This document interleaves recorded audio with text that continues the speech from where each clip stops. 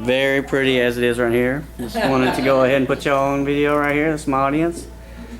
Right here, got 6 people. That's pretty good. All right, make sure that that's correct. Huh? Make sure everybody's on there. Sure it's working, so you can have all. I know, that's exactly right. All right, just gonna set that up right over here. I'll move somewhere. Oh no, you're fine right there. I'm just gonna set that up and hopefully get that started. I said blue shirt he's got. I think I'm okay. Gotta make sure the teacher sees me. What are you gonna make out of yourself? Well, this is mainly just for a speech class for the summer. I have 3 of them to do. So only a 3-week class, so it moves rather quickly. Now I can't hear words you say. Oh, okay. You can't hear me? Talk loud. Okay, I'll talk louder. No problem with Yes, that. she can. Huh? Can you hear me now? Now. All right, that's great. All right. Well, I want to start off. I'll introduce myself a little bit. My name's Shane Johnson. I'm actually grew up here. I chose this place to do my mainly my speech because of my grandmother used to be here. It actually looks a lot better now that it's being redone.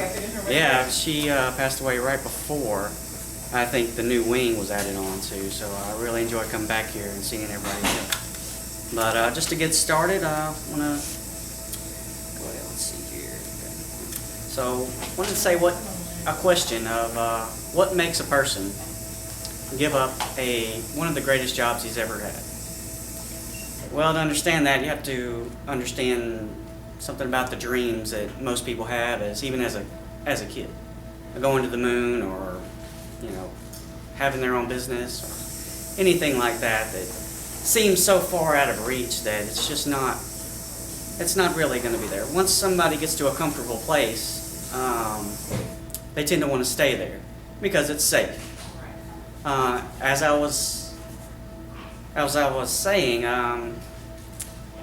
the job that I had was making over $150,000 a year as a warehouse manager, and I absolutely loved it. It was something that most people would look at and said, you're crazy for leaving it. But I have to tell you that there's this nudge that just kept coming on to me.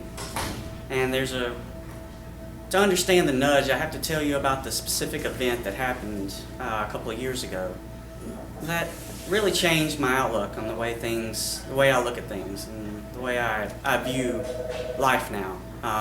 So that's going to be my topic, is to explain that one event in my history. And then after that, what changed after that. There are 3 main things that changed that I'm going to talk about after that. To give a little bit of background, I was 25 at the time. I was living in Dallas, Texas. Let's see here. I was working 2 jobs. One was at night, and so driving home at night, I tend to see a lot of homeless people. And this was right after the housing bubble had collapsed. And let's back just a little bit more. See, there's a big glare. You're good right there. As I was saying, it was right after the housing bubble collapsed, and we had entered a recession. And you see a lot of homeless people. Now, through the distance of my car window, my first impression was of disgust. Look at all these bums out there on the side of the street. Why can't they just get a job? All these government assistings and housing programs, they must just be lazy. It can't be any other reason. Well, I guess just seeing them so many times just aggravated me. And so I just decided, I needed to go find out what was going on. Why were all these people not getting help? I just wanted to take a real personal stance on it. And so I went down there, decided to get their side of the story. I went down, and the first person I met was a guy named Tom. Tom was a very peculiar case. Now, I've met others besides Tom. A few drunkards, some happy, that you would definitely laugh at, and others you would need to stay at least 50 feet away or they'd bite you. But I've also met a very successful businesswoman that was down there that really opened up my eyes to just how far you could fall. And it didn't matter where you were at the time. She had owned her own business and she had made a lot of money at the time, but she had contracted HIV. And through a series of financial battles, she ended up on the streets, which is a pretty sad way to end up. Now, going back to Tom, Ended up where? on the streets. Oh. She ended up on the streets, yes ma'am. Now going back to Tom, the first guy I met, he had a very interesting case, like I said. He had a huge bulge on the side of his stomach, to where his wall that would normally keep his intestines in on one side was no longer there. Basically his intestines and some of his organs would always be outside of his body. The only thing that held on to it was his skin. That was the last thing keeping it in place. And you can imagine how painful this might have been for someone like that. To always be walking the streets and to have have all your organs outside, you know? And it didn't matter how many times you got them pushed back in, they would just fall back out. After he couldn't afford the medication, he had turned to drugs and ended up on the streets. And it just really opened up my eyes a lot on the ways of the entrapments that people can get into whenever they become just in pain, or whenever they do fall down so low that a lot of times the drugs and the other people there, and sometimes the system itself, the flawed aspects of the system, they tend to hold a person down a lot easier than one might think. Stomp on you. They stomp on you. Basically, yes. Yeah, they do. They really do. Now, he had mentioned one time where he had thought about buying a tent for himself. Now, because he gets a little bit of money from his sister once a month. And I decided that, one day I was in Walmart and I'd pick up a few supplies for him. I went in and picked up a tent, some socks, some underwear, some canned foods, some things like that, of that nature. And then the specific event that happened, it actually really changed my outlook on it. It really moved me. I arrived to where Tom normally hangs out at, and he was okay. He was doing good. I handed him the bags, and he wasn't high or anything like that. He wasn't on drugs at that particular moment. And I handed him the tent, and what happened after that was somewhat of just something that really touched me, is that he started to cry. And that really moved me.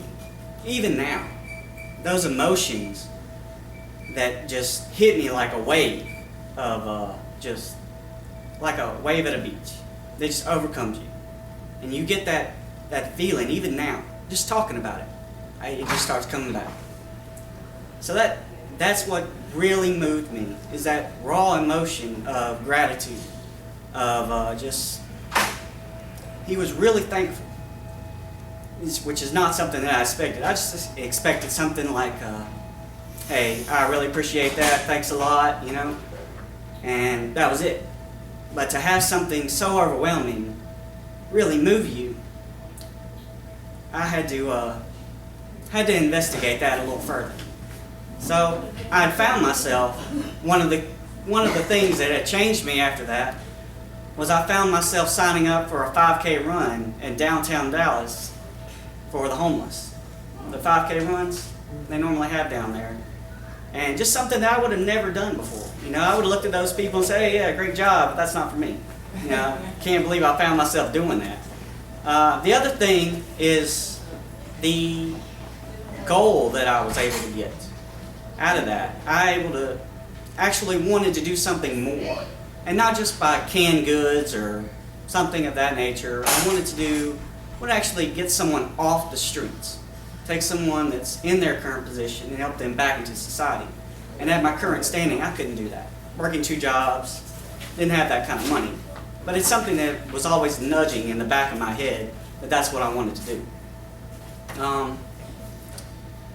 Now, a few years later, I was able to get that job of $150,000 a year, doing something I absolutely loved, doing warehouse management that I still today definitely want to go back to.